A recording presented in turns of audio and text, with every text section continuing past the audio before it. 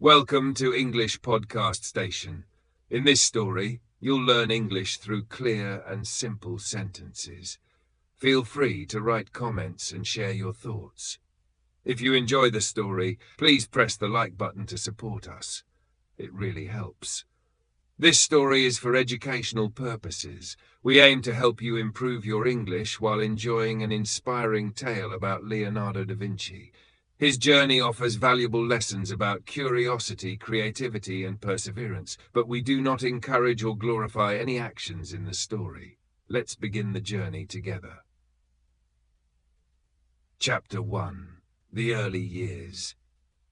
In a small village of Vinci, nestled among the rolling hills of Tuscany, Italy, a child was born on a spring day in 1452. His name was Leonardo di Ser Piero da Vinci, but history would remember him simply as Leonardo da Vinci. He was born out of wedlock to a peasant woman named Caterina and a respected notary, Ser Piero da Vinci. This illegitimacy meant Leonardo faced a unique set of challenges from the very beginning of his life.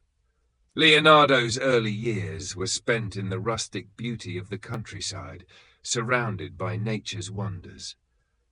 The village of Vinci was a serene place, with its olive groves, vineyards, and the slow-moving Arno River winding its way through the landscape. From a young age, Leonardo was captivated by the natural world. He would spend hours observing the flight of birds, the flow of water, and the intricate patterns of leaves. Living with his grandparents, Leonardo often felt the absence of his father, who was busy with his legal work in Florence. However, this lack of direct paternal influence allowed Leonardo the freedom to explore and nurture his curiosity. His mother, Caterina, soon married another man and moved away, leaving young Leonardo to grow up in a rather unconventional household. Despite these familial complexities, Leonardo's childhood was not unhappy. His grandfather, who was kind and understanding, played a significant role in his upbringing. He noticed Leonardo's keen interest in the world around him and encouraged his inquisitive nature. Leonardo was given access to his grandfather's collection of books, which, although modest, included works on mathematics, science, and art. These books opened new worlds to him and ignited a passion for learning that would never fade. As Leonardo grew older, his fascination with art became evident. He would sketch the landscapes, animals, and people of Vinci with remarkable skill for his age. His drawings were not just simple depictions, but detailed studies that showed a deep understanding of his subjects. It was clear that Leonardo saw the world differently, with an artist's eye and a scientist's curiosity. At the age of 14, Leonardo's life took a significant turn. Recognizing his son's extraordinary talent, Ser Piero arranged for Leonardo to move to Florence and become an apprentice in the workshop of Andrea del Verrocchio, a renowned artist of the time. This was a pivotal moment for Leonardo, marking the beginning of his formal education in the arts.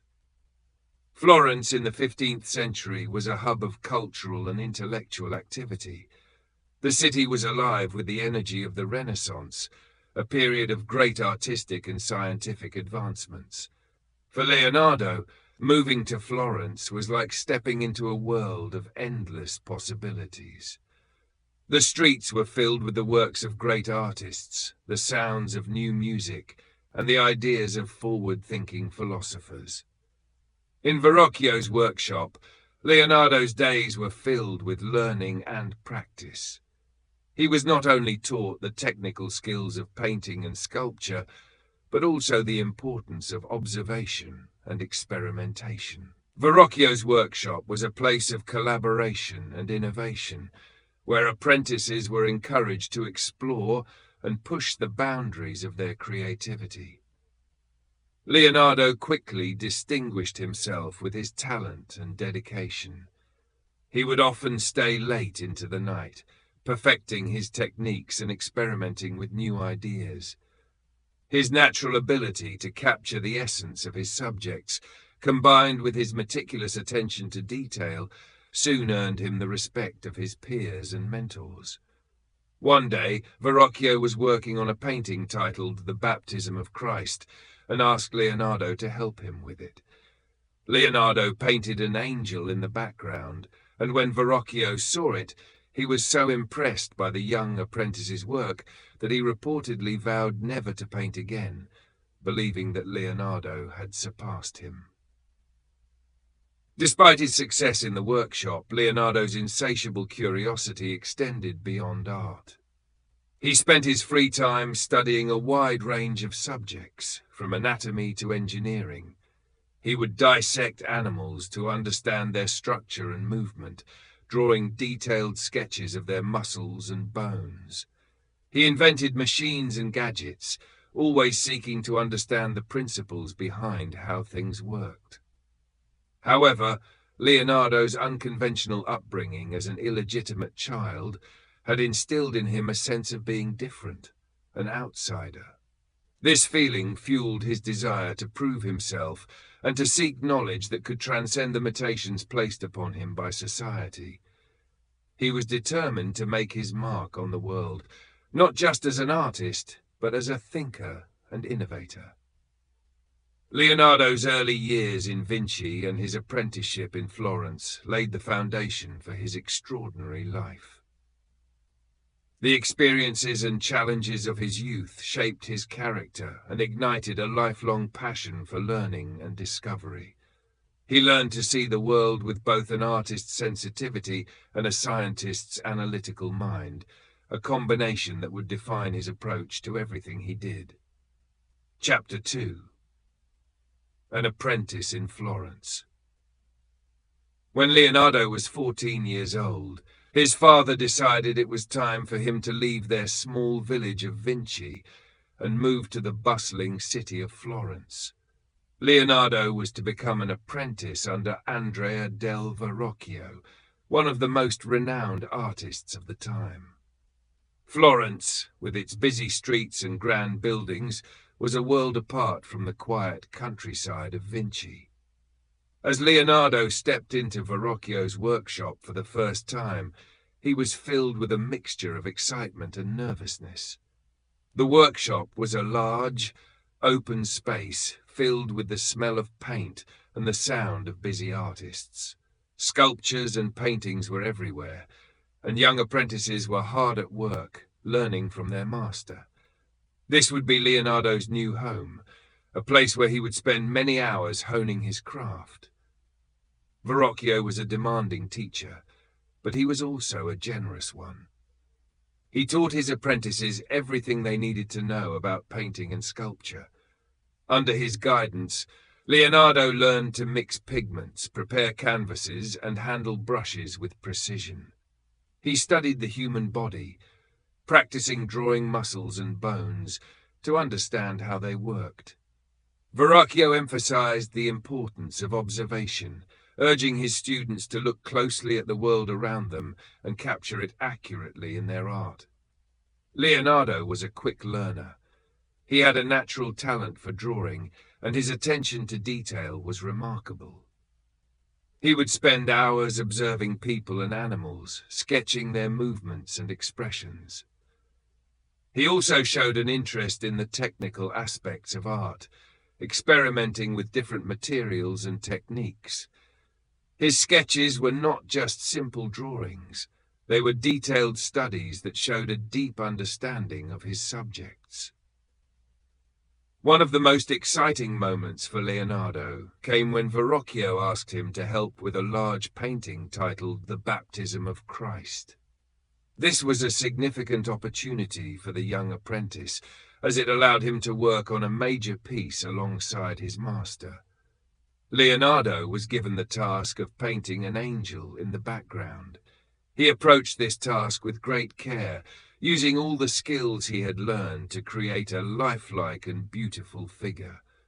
When Verrocchio saw Leonardo's work, he was amazed. The angel Leonardo had painted was so vibrant and realistic that it seemed to stand out from the rest of the painting. According to legend, Verrocchio was so impressed by Leonardo's talent that he decided never to paint again, believing that his young apprentice had surpassed him.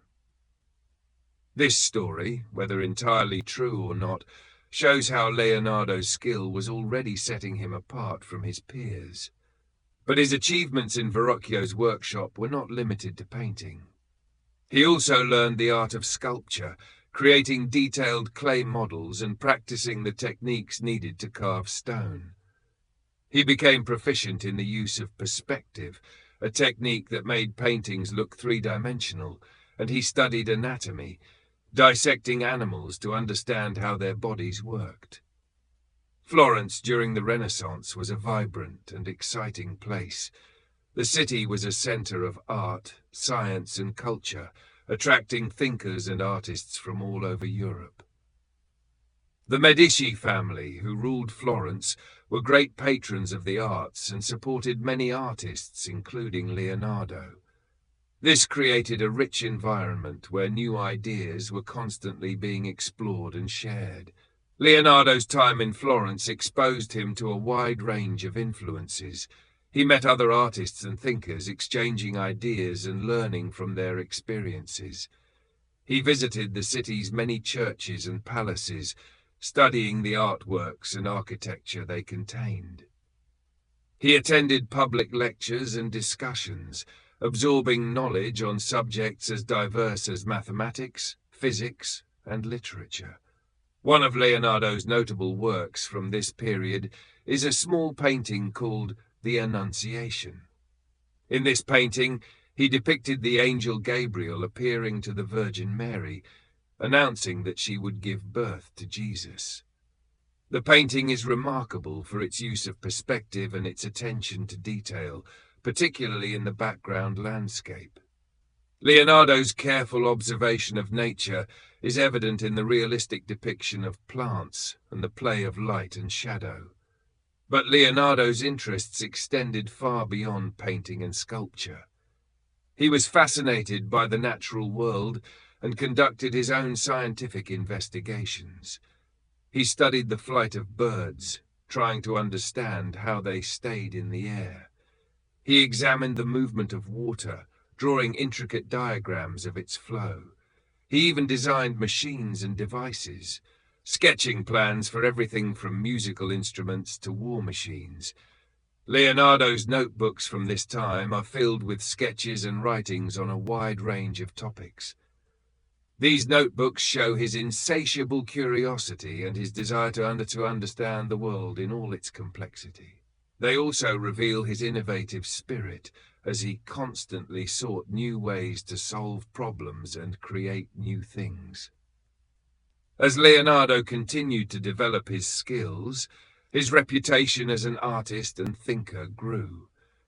He received commissions for more works and was sought after by patrons who recognized his talent. But despite his success, he remained humble and dedicated to learning.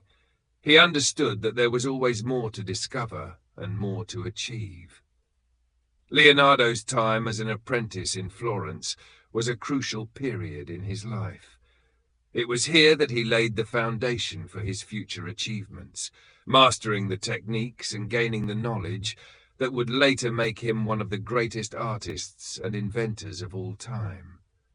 His experiences in Verrocchio's workshop, combined with the rich cultural atmosphere of Florence, nurtured his extraordinary talents and set him on a path of lifelong exploration and creativity.